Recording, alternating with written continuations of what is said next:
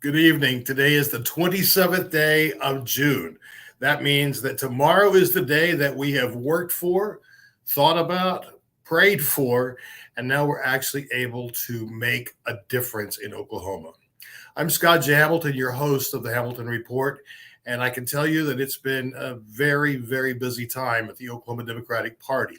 Not only are we registering voters and working with candidates all over the state, and that's been very exciting, but we've also been dealing with the aftermath of Friday's Supreme Court revelation, the ruling that basically just decimated Roe versus Wade. So there's been a lot in the news, and I'm glad, so happy that you decided to spend a little time with us this evening. We're going to break away from some of the traditional news, I guess you could say, because my guest this evening is someone that I've been looking forward to visiting with on this broadcast for some time, and I'm just thrilled that she was able to join us this evening. There's no question that every candidate who wants to be elected is doing everything they can right this minute. That means they've been in pride parades and festivals and county meetings and church groups. And so it is exciting to see Democrats engaged, motivated, and truly active in the community. And tonight our guest is someone who I can say that about unreservedly. This evening's guest is our current Superintendent of Public Instruction and proudly an Oklahoma Democratic candidate for governor. Joy Hofmeister, good evening and welcome to the Hamilton Report. Oh, thank you so much. Great to be with you, Scott. Well, we chatted just for a moment before the show started, and for you to be able to spend half an hour with us this evening, the night before a primary, is laudable. So thank you so much for that. Thank you. It has been a busy time. We've hit the ground running, have an amazing team. And what we're so excited about is the enthusiasm of Democratic voters as they head to the polls. And you've had a chance to talk to lots of Democrats this year. I've seen you a number of places, and that's been truly just a great exchange. People have had questions and concerns, and you've been able to address those. And I want to do a bit of that tonight. But first, let me ask you, what was it that late last year you said, enough is enough? I don't like the current administration. I don't like what they're doing to our schools. I don't like what they're doing for Oklahoma families. And I have to make a positive change. What was the tipping point for you? Well, I appreciate it. You've actually laid it out quite well. I think most Oklahomans hold dear those values of, faith and family and hard work and education and getting things done. I know that's what my husband, Jerry, and I tried to instill in our own kids as we raised our 4 kids who are now grown adults, and 3 are married, and we have our first grandbaby of 5 months ago. And when you look at the future, we need a strong 2-party system. And I want to be a part of bringing Oklahomans to focus on education with a bold investment, access to quality, affordable health care, the infrastructure it takes for great, meaningful jobs and a thriving economy, and can't have one without the other. So it's exciting to be a part of actually getting things done with lots of people who are ready for change. Anytime anyone who is a Republican who then leaves the Republican Party and comes to the Democratic Party, our first response is welcome. You've seen the light. But you could have run against the current temporary resident of the governor's mansion as a Republican. But what was it that made you say, I've been a Republican forever, but it's just not going the way I think it should, and I need to be a part of a group who reflects what I'm thinking? Well, a lot of things. And I think that very clearly, Governor Stitt has hijacked the Republican Party. He's reading off a national script that is out of touch and out of sync with Oklahoma values. Those values of common sense, working together, respect for one another. And he's pitting neighbor against neighbor. He is pandering with hyperpartisan rhetoric, and it's toxic and it's eroding the future of this state. This was a no-brainer. And frankly, again, as I said, I believe I want to invest in, and I believe we need and can strengthen that balance, which comes when we have strong representation in a two-party system, and I want to be a part of that. Well, and I congratulations, and I'm honestly very happy that you did. One of our viewers has a question: what are Joy's views on overturning Roe versus Wade, and what will you do to return women's rights? Yeah. I've heard you say publicly that you personally are pro-choice. Pardon me, that you're pro-life, but you respect the views of other people. Would you address that? Yes, and I think it's really important that leaders today and those, as I'm talking with Oklahomans, especially women, there's a lot of reflection on what we have now come to see that I don't think many people expected. It was a gut punch with the draft leak of the draft opinion, excuse me, and then now we have seen Roe overturned. So I've said all along, I am a Southern Baptist girl who dropped out of college to put my husband through seminary, and I have always identified as personally pro-life. But I haven't walked in every woman's shoes. I don't favor extremes on either side of this issue. And ultimately, I believe this is a healthcare decision between a woman and her doctor, and it needs to stay that way. And I think that's you've well articulated that view. And Karen posed that you can only do so much on the state level as long as we don't have a lot of Democrats in our state house or state senate. But I will say we've got some remarkable candidates this year for that. We do, and I would also like to add that Governor Stitt does not want Oklahoma to be a top 10 state for women. I do. And I'll take all options are on the table to get to a place where women have the support they need, that includes childcare and a good education for children, meaningful jobs, all of those aspects that we know are part of quality of life. And the outcomes for women have tanked under Governor Stitt, moved from 47th lowest to now the lowest at 51 in our ranking. We are behind Puerto Rico. That is intolerable. And I'm thinking about the women, the young girls in schools, the family members I have, and the men who love us. And we will rise up and restore what all women should have, which is that trusted relationship with the doctor and healthcare that is an option for all women. I very much appreciate the way that you're handling that because, as we've been discussing here, this is not a women's issue. This is truly an issue that can and will affect someone that each person knows. There's just no question. One of the questions that we have is, this is from Larry Crawford. How do you stand on marriage equality? Because we've already seen that Clarence Thomas is interested in taking a look, which means getting rid of marriage equality in the United States. What are your personal positions on marriage equality? Well, I do support marriage equality. All Oklahomans belong and should be a part of the opportunities of a great education, the ability to have access to quality, affordable healthcare, safe communities. And we also know that Governor Stitt continues to further sow chaos and division, and it leaves us asking, what is next? In Oklahoma, I support all people in our state and want to see our families and our communities flourish. And that means each and every person belongs. Well, you and I are in a broadly general term, similar age category. And I know that I remember very well the prayers being said before football games and basketball games and wrestling matches. And cheerleading contests and on at school. These were always Christian prayers, our dear Heavenly Father, and in Jesus' name.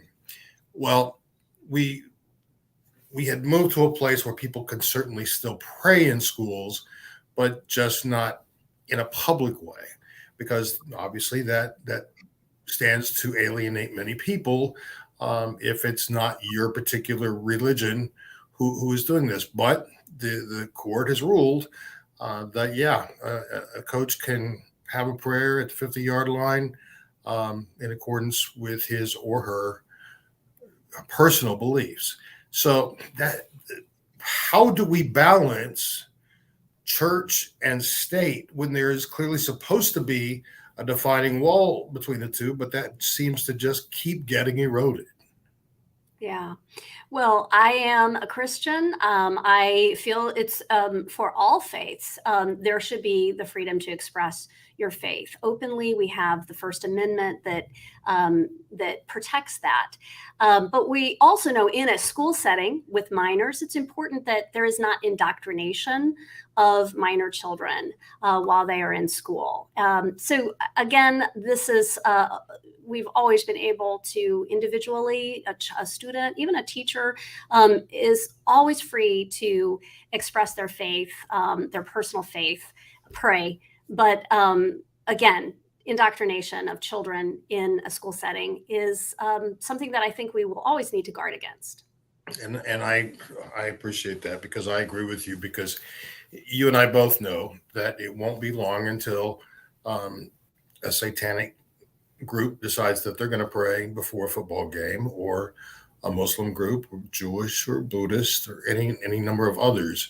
And so I can't help but think that when that starts to happen, we're going to see people beginning to open their eyes and realize that this was not a win for everyone. Speaking of the Supreme Court, we in Oklahoma have wasted millions of dollars, Stitt specifically with his hand-picked Attorney General John O'Connor, neither of which has been a good public steward of funds in any conceivable stretch of the mind. But they keep defending indefensible laws. The Supreme Court won't hear it. An appeals court won't even hear it. Or if they do, they simply throw it out as being unconstitutional. How would you work with a new attorney general to make sure that we are protecting our state, not just throwing good money after bad? I want to fight for those resources and use resources that we have, not on frivolous lawsuits or vanity lawsuits of a governor, but one that is investing in people, good jobs, great education, the ability for hospitals in rural Oklahoma to stay open, nursing homes to stay open, that we have the people we need for communities to flourish, and the infrastructure. That's where I'm going to focus, and we are going to stamp out this waste and abuse of the taxpayer dollars on clearly personal level fights at the taxpayer's expense. It's very interesting that the current AG in his commercials is bragging about being appointed by the last president, but he wasn't, because he did not qualify to be a judge, and but that did not stop Stitt from picking him personally for that role. So I appreciate you narrowing that down to a much tighter level. Danielle, the answer to your question is Joy for against LGBTQ plus was answered a little earlier in this broadcast, so I won't ask that question again. But let's talk about your present role, because you have, and I know stories from people around the state where you have personally gone to small towns to work out a problem, and people were shocked when you showed up. So clearly, public education is important to you. If, as governor, would you in any way entertain this whole school voucher thing for private schools, basically gutting our public school system? Okay, that's a hard no. There is no room, no negotiation. That's a hard no. Public funds, especially in Oklahoma, which are scarce resources, need to stay right here for those students in public schools. Governor Stitt's voucher scheme is a rural school killer, and it actually affects every student in Oklahoma, regardless where they go to school, in a public school. And there is no reason that we should be siphoning away funds to management companies that are for profit, which are part of the governor's scheme, that would then manage that. And you talk about waste, fraud, and abuse being ripe for that. Just look at what the governor did in his mishandling of emergency relief funds for governors to spend on schools. He squandered it, and he ended up having to give back millions that were intended and needed by Oklahoma school kids. Well, there's no question. And now this probably hurts me more than anything else, that when legislators, whether it be at the state level or now we're hearing it at the federal level, where a legislator is or a congressperson is threatening to withhold summer lunch programs from any school that has any support for the LGBTQ community. Now, how in any universe can you let children starve because of your own personal agenda?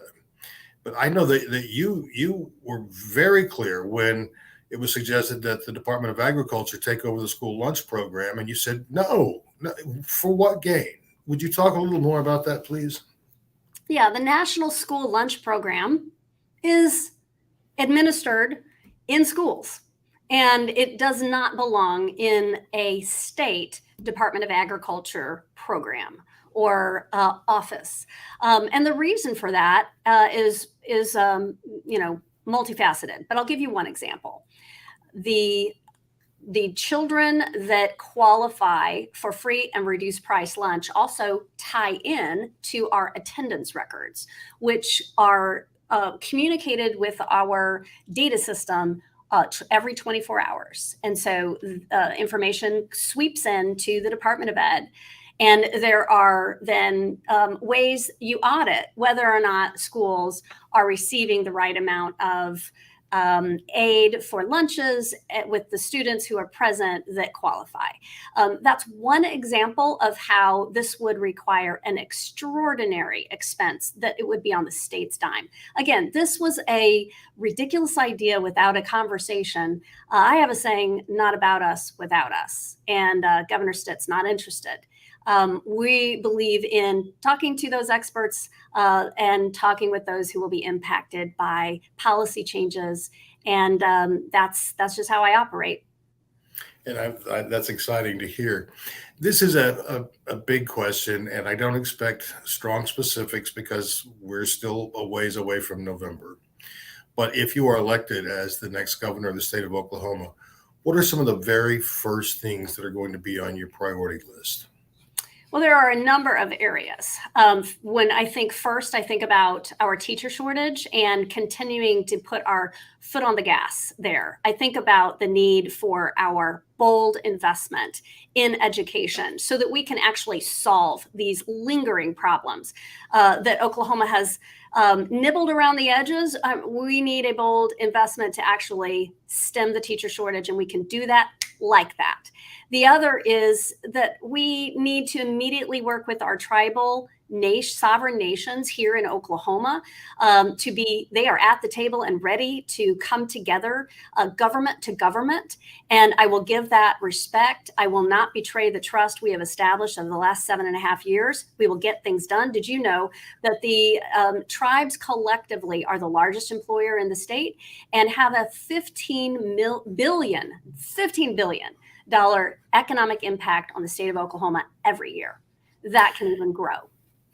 We had this conversation not long ago on this broadcast about the significance of our tribes in Oklahoma, because it's not like they just hire Native Americans. Right. I mean, their economic impact is very, very high, and people have good, well-paying jobs with good benefits who work for a number of the tribal opportunities that exist. And how refreshing it is to hear that you won't be fighting with the tribes anymore. What we have seen has just been so disappointing. It's been destructive and again, unnecessary. But, bottom line, we need a governor who is, like, unlike Governor Stitt, who is more interested in fighting with the U.S. Supreme Court over McGirt. I'll fight for jobs. I'll fight for a well-equipped and resourced workforce so that our individual families can thrive. We don't need to have 3 jobs, raising 4 kids, and still have home ownership out of reach. We have to address our dropout rate. We have to address the lagging number of students that are graduating high school because they are cut out of the opportunities in the military, in the career tech with certification, and moving on into college, prepared and ready. All of this has to come into alignment, and it is not rocket science. We can be a top state, but we're going to have to take the steps to get there. Yeah, obviously, you're right.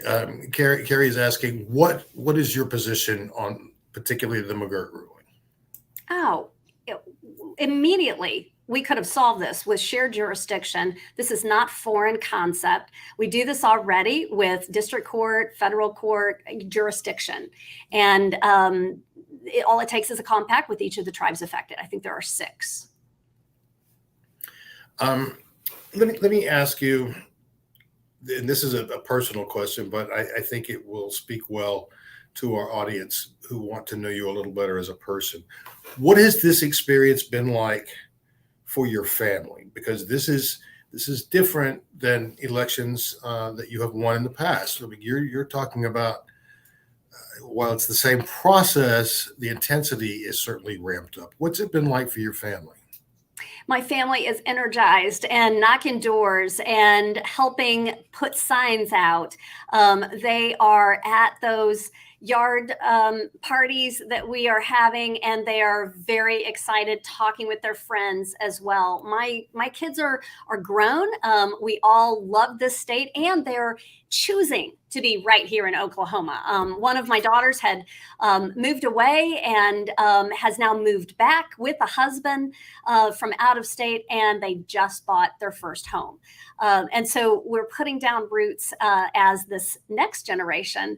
And I want that opportunity for every Oklahoma family. And we've lost too many of our kids after they finish school to other states. And that's just not good for Oklahoma long term. And we're going to fight to change that and make it enticing and appealing, where our younger professionals have broadband access across the state, could remote work from anywhere in the country or world, and lift the state where the quality of life, the infrastructure that we need to attract our young people back will be in place.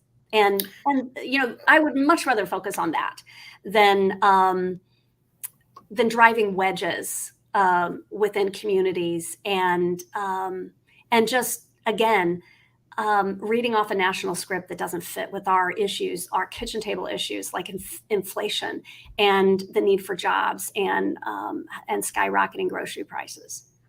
You said early in this program that things are intertwined, and I think that what you've just stated now is a clear picture of how you can't talk about education if you don't talk about infrastructure improvement. You can't talk about retaining quality workers if they're not being taught in school, or if they can't get into a trade school or to a university, so I think one of the challenges that we have in Oklahoma is that so many people in political power in this state tend to grab onto something and just make all the hay out of the world out of one issue without any thought or sense of how it ties with anything else. When you have been into rural communities throughout our state, I think you would agree that so many of the same issues that rural folks have they're not unlike what suburban or urban voters are facing. Has that been what you found? Yeah, and our rural Oklahomans have a lot to say, and I know what they're saying. I have over 500,000 miles on my SUV, and I have spent the bulk of that traveling all over this state, listening to Oklahomans, farmers, ranchers, businesses on Main Street. Hey, I'm a small business owner too. My dad was an electrician. My grandfather was an electrician. My dad was able to realize his dream of owning a business, which is key to really the backbone of our communities. And we have to understand that we've got to do more to ensure we have safe and healthy communities for businesses to be able to grow and thrive. But it all starts with education. And when we see, and as you described, broadband is important there, but also for telemedicine. You know, our hospitals rely on broadband and that internet connectivity too. So all of this will benefit when we actually build the infrastructure that's needed for a modern future. I am forward thinking. I am thinking big picture, long-term impact, not quick, easy sound bites for some, national headline. And that's terrific, because our chair has been making the point, especially since the Roe decision, and Yes. that is that we did not get here overnight. What happened was, for too many election cycles, Democrats did not vote, Yeah. or there was apathy among voters. And so when we start to consider what you're saying about, you have to have a long-term view. Mm-hmm. And I think that that's exciting, because no one, I don't care who they are, is going to step into that role with our current legislature and expect to do miracles overnight. Yeah, and the other thing is, when I talk with Oklahomans, they tell me that they want change. They want absolute do it. We have got to pivot from where we are headed with Governor Stitt. He is driving our state into the ground, and they are eager for change. They are eager for a leader that will, actually build consensus, solve hard problems, from listening to experts, listening to those in the communities, and getting things done. That doesn't happen when a governor like Governor Stitt downloads his talking points from Florida or Texas. Mm-hmm. You're absolutely right. We're running kind of short on time, but I do think that this is an important issue. What are your thoughts on expanding mental health access in Oklahoma? Because I know that Commissioner White had done such great work in her role as the Commissioner of Mental Health and Substance Abuse Services, to expand mental health capabilities. And since then, we haven't seen much action. How high of a priority is mental health for you? Actually, it has been our top issue in education, apart from setting the teacher shortage. We have gone after federal grants, and actually they were awarded to the Department of Education instead of the Department of Mental Health, because of our proposal. We did this in partnership with our mental health providers, and we were able to get 3 what are called AWARE grants, where there is a mental health desert in various communities. Oklahoma is the only state to have been awarded 3 at one time. And these are 5-year grants. They're allowing us to have crisis response teams. Sadly, suicide is real, and our young people have tremendous challenges. We know addiction is part of this, and depression. Actually, I testified before Congress in DC about this very issue with the Oklahoma Prevention Needs Assessment. Every 2 years that is given, 6th, 8th, 10th and 12th grades. When I first stepped into office, it was 80% of our children were moderately or severely depressed. And we also have been able to reduce that prior to the pandemic. We'll see a new poll that will come back soon, but we're providing multi-tiered systems of support so that we connect within the communities with those providers. And then we've championed the school counselor corps, which I've used $35 million of relief funds to match with schools And so we have 35 million, total 70 million for the next 3 years for a school counselor corps to begin. And that has placed licensed professional counselors, behavioral specialists, recreational therapists, as well as those academic counselors in schools to help kids stay on track to graduate, but to also meet them where they are so that they can self-regulate, that they can deal with crisis as well as chronic trauma that they have suffered.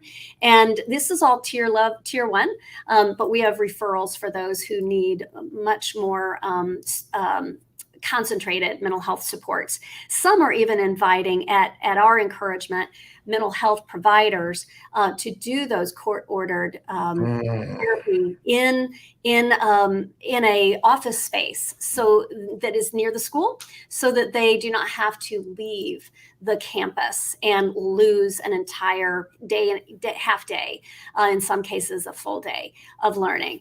So there's a lot of innovation that can come around this as we think about the collective impact of mental health, meeting our kids where they are, and these are life-saving measures. Joy, I know you've got to run, and I just want to say thank you so much. You've given us so much of your wisdom tonight. And I want to remind everyone that tomorrow is primary day. You can vote between 7 in the morning and 7 in the evening, but this is your shot to vote for the person that you believe is best suited to serve us in the governor's mansion. Joy, all best wishes to you, and we'll be talking very soon. Thank you so much. And we encourage everyone, get out and vote, participate. Your voice matters. And as a governor, I can be a backstop to crazy. Hey, I love that. Thank you so much. Talk to you later. All righty. I'm going to take just a moment of personal privilege, if I may. This week ends LGBTQ plus Pride Month, not just in Oklahoma, but throughout the nation and in much of the world. And it also comes to an end a bit of the history of the Oklahoma equality movement.